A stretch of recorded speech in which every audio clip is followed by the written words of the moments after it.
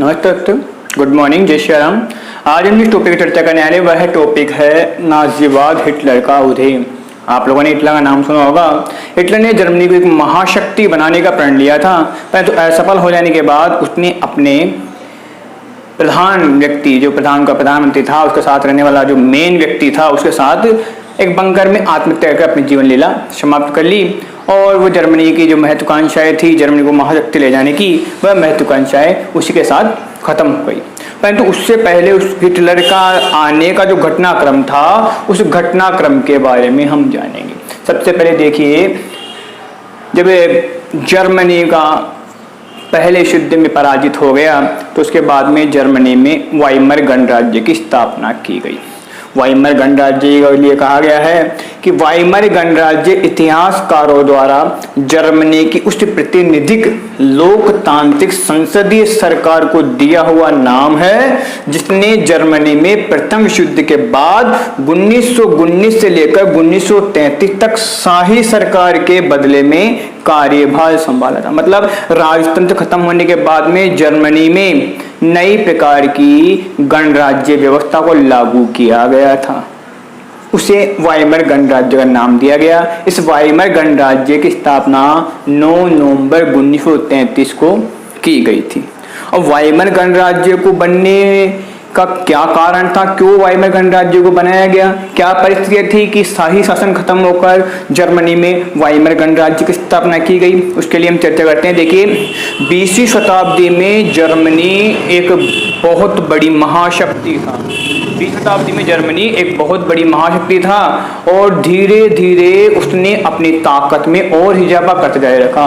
परंतु उसी 20वीं शताब्दी में जर्मनी ने ऑस्ट्रेलियाई क्षेत्र के साथ मिलकर मित्र राष्ट्रों, जिसके अंतर्गत रूस, इंग्लैंड और फ्रांस था, उसके खिलाफ युद्ध लड़ा था।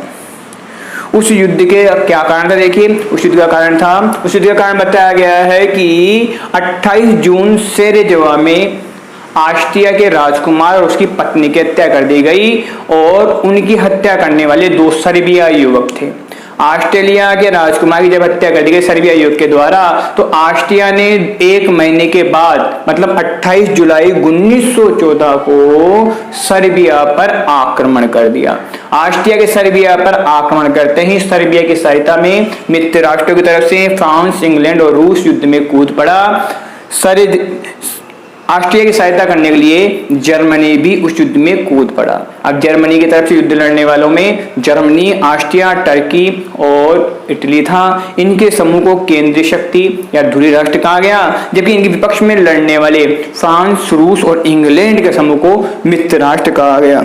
धीरे धीरे सभी राष्ट्र युद्ध में कूदते गए। यूरोप महाद्वीप के जो बड़े राष्ट्र थे वो यह सोचकर इस युद्ध में कूदे कि उन्हें इससे कुछ ना कुछ फायदा होगा और वो महाशक्ति है जो कुछ समय में इस युद्ध को खत्म कर देगी। परंतु किसी ने नहीं सोचा था कि ये इतना लंबा चला जाएगा और आर्थिक दृष्टि से यूरोप महाद्वीप को निचोड़ कर रख देगा। लंबा युद्ध खिंच जाने के बाद में शुरू में तो जर्मनी को उसमें सफलता मिली और फ्रांस, बेल्जियम जैसे देशों को पराजित कर जर्मनी इस क्षेत्र में, इस युद्ध में मजबूत से अपनी जीत का दावा कर रहा था। परंतु जैसे ही 1917 में अमेरिका ने मित्र राष्ट्रों की तरफ से युद्ध लड़ने के लिए जैसे वो युद्ध में उतरा, वैसे ही जर्मनी की जो ध्रुवीय राष्ट्र था, ध्रुवीय राष्ट्र थे, केंद्रीय शक्तियां थी, उनकी शक्ति कमजोर हो गई और 1918 में अमेरिका और उसके जो मित्र राष्ट्र समूह थे, उन लोगों ने केंद्रीय शक्तियों को हराकर जर्मनी को भी घुटने टेकने पर मजबूर कर दिया। जर्मनी की पराजय के साथ ही जर्मनी में अब पहले का शाही शासन खत्म कर दिया गया और जर्मनी में अब वाइमर गणराज्य के रूप में एक नई शासन व्यवस्था शुरू की गई। इस शासन व्यवस्था शुरू होने के बाद में जो विजेता राष्ट्र थे, उन विजेता राष्ट्रों ने जर्मनी पर बहुत ही कठिन संधि थोप दी। जर्मनी को पहले विश्व युद्ध का उत्तरदायी माना गया और होने वाला जितना भी नुकसान था उसका हर्जाना जर्मनी से वसूल करने का मित्र राष्ट्रों ने लक्ष्य रख दिया और उसके ऊपर कठिन संधि थोप दी। जर्मनी के स्वाभिमानी व्यक्ति थे, उनके लिए संधि एक तरह से अपमानजनक थी। जर्मनी का लगभग 10% आबादी और 13% भूभाग, इसके अलावा 75% लोह भंडार और 13% कोयला प्रदेश मित्र राष्ट्रों को, जिनमें फ्रांस, पोलैंड, बेल्जियम और लिथुआनिया था, उनको दे दिया गया। अब जर्मनी के लोगों को संधि बर्दाश्त नहीं हुई, जर्मनी के लोगों को संधि मंजूर नहीं थी। फिर भी नया गणराज्य था जिसके ऊपर बहुत ज्यादा दबाव था। अपमानजनक संधि के साथ साथ हर जाना भी उसे झेलना पड़ रहा था। नए गणराज्य के सामने बहुत सी समस्याएं थी। जर्मनी के लोगों ने इस संधि को अपने लिए अपमानजनक माना और वो कहते रहे कि नहीं, ये संधि हमारे पर गलत है, युद्ध की शुरुआत हमने नहीं की थी, कहते रहे। परंतु मित्र राष्ट्रों ने जर्मनी को इतना पंगु बनाना चाहा कि भविष्य में वो कभी खड़ा न हो पाए, इसलिए उस पर कठिन से कठिन संधि थोप दी गई। जर्मनी पूरी तरह से पंगु हो चुका था। जर्मनी ने पहला युद्ध जो था वो कर्जा लेकर लड़ा था। अब जब पहले युद्ध खत्म हो गया तो उसे अपना कर्जा चुकाने के लिए स्वर्ण मुद्राओं के रूप में कर्जा चुकाना पड़ा। कर्जा इतना अधिक था कि जर्मनी ने 1923 में फैसला कर लिया कि अब हमारे पास में पैसा नहीं है और हम कर्जा नहीं चुका सकते हैं।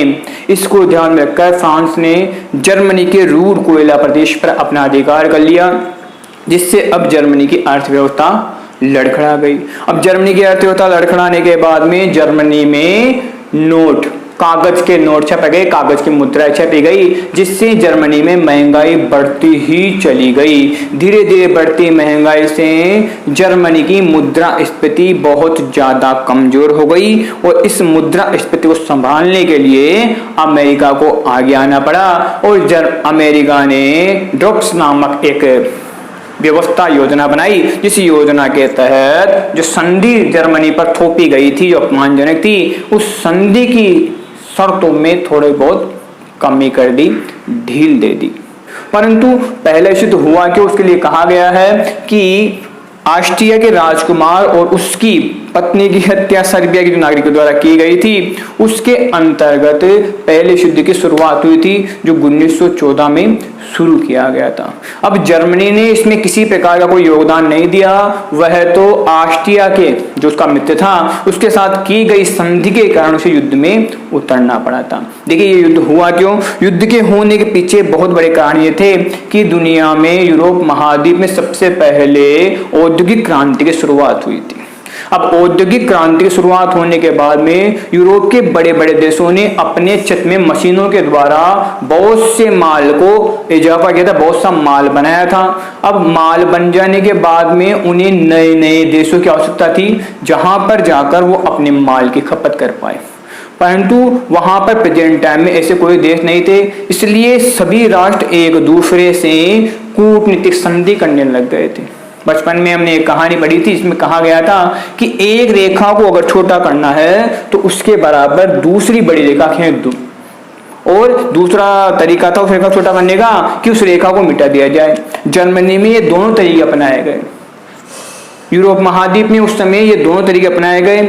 जर्मनी का जो प्रधान चांसलर था, प्रथम चांसलर बिस्मार्क, उसकी महत्वाकांक्षा यही थी कि जर्मनी को महाशक्ति के रूप में दुनिया के सामने पेश करे।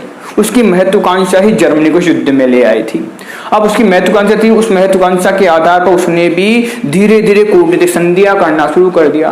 कूटनीतिक संधियों के आधार पर अब पूरा यूरोप महाद्वीप उस मुकाम पर पहुंच चुका था जहां पर उसे अधिक से अधिक उपनिवेशकों की आवश्यकता थी, और उन उपनिवेशकों को पाने के लिए युद्ध ही एक अवसंभावी तरीका रह गया था। अब उस अवसंभावी तरीके में ऑस्ट्रिया के राजकुमार के सर्बिया के लोगों द्वारा हत्या कर देना अग्नि में घी का काम किया, जिस कारण से यह युद्ध अवसंभावी हो गया। अब युद्ध देखिए, अमेरिका ने जर्मनी की सहायता कर दी। 1924 से लेकर 1928 तक जर्मनी एक मजबूत अर्थव्यवस्था के आधार पर खड़े होने की कोशिश कर रहा था, परंतु यह कोशिश उसी प्रकार थी जैसे रेत के ढेर पर कोई खड़ा हुआ। मतलब जर्मनी की अर्थव्यवस्था उस समय रेत के ढेर पर खड़ी हुई थी और कभी भी वह अर्थव्यवस्था लड़खड़ा सकती थी। 1929 में जैसे ही अमेरिका का शेयर बाजार धराशायी हुआ पूरी दुनिया में आर्थिक मंदी छा गई। अमेरिका का शेयर बाजार धराशायी होते ही वहां के जो शेयर धारक थे उन लोगों ने धीरे धीरे अपने शेयर बेचना शुरू कर दिया। शेयर बिकने के साथ साथ ऐसी स्थिति पैदा हो गई कि 28 अक्टूबर को एक ही दिन में 1.3 करोड़ शेयर बेच दिए गए। पूरे अमेरिका में आर्थिक मंदी छा गई। अमेरिका की इस आर्थिक मंदी का असर पूरी दुनिया में हुआ, परंतु सबसे ज्यादा असर जो था वो जर्मनी पर पड़ा। जर्मनी में 60 लाख जो युवक थे वो बेरोजगार हो गए और सभी युवक आपराधिक गतिविधियों में लिप्त हो गए। साथ ही जर्मनी की गली गली में बहुत से व्यक्ति देखे जाते जो व्यक्ति अपने गले में तख्ती लटका कर कहते कि मैं किसी भी कार्य को करने के लिए तैयार हूं। ऐसी परिस्थिति में वाइमर गणराज्य पूरी तरह से असफल हो चुका था, क्योंकि वाइमर गणराज्य को बनाया गया था उस समय भी बहुत से जर्मन लोगों का मानना था कि हमारे ऊपर ये जो अपमानजनक संधि थोपी गई है और युद्ध का हर्जाना थोपा गया है, इसमें वाइमर गणराज्य की जो कमजोरी है, जो लापरवाही है, या फिर हमें मान सकते हैं कि वाइमर गणराज्य की जो विफलता थी, मतलब जिस प्रकार से वो खड़ा नहीं हो पाया था, कमजोर संस्था थी, उसका भी योगदान है। जर्मनी के लोगों के मन में एक प्रकार से वाइमर गणराज्य की असफलता घर कर गई थी। वाइमर गणराज्य हम जैसे स्वाभिमानी व्यक्ति के लिए एक वो स्तर कायम नहीं कर पाया है जिस स्तर के लिए जर्मन लोग जाने जाते हैं। जर्मनी के लोगों को इस बात का बहुत ज़्यादा मलाल था कि उनके ऊपर ये अपमानजनक संधि थोपी गई, जबकि उनका इस युद्ध में कोई आगे होकर ऐसा योगदान नहीं था, उनका ऐसा मन नहीं था, उनकी इस प्रकार की इच्छा नहीं थी कि वो इस युद्ध को लड़े, परंतु अपने मित्र ऑस्ट्रिया के साथ युद्ध में कूदा। अब माहौल ऐसा बन चुका था कि वाइमर गणराज्य कभी भी अपना जो रुतबा था वह खो सकता था और तानाशाही की स्थापना हो सकती थी। इसी माहौल ने हिटलर को आने का अवसर प्रदान कर दिया, जिस कारण से जर्मनी के लोगों का हिटलर पर विश्वास बन गया और हिटलर ने जर्मनी को एक बार फिर एक महायुद्ध में धकेल दिया।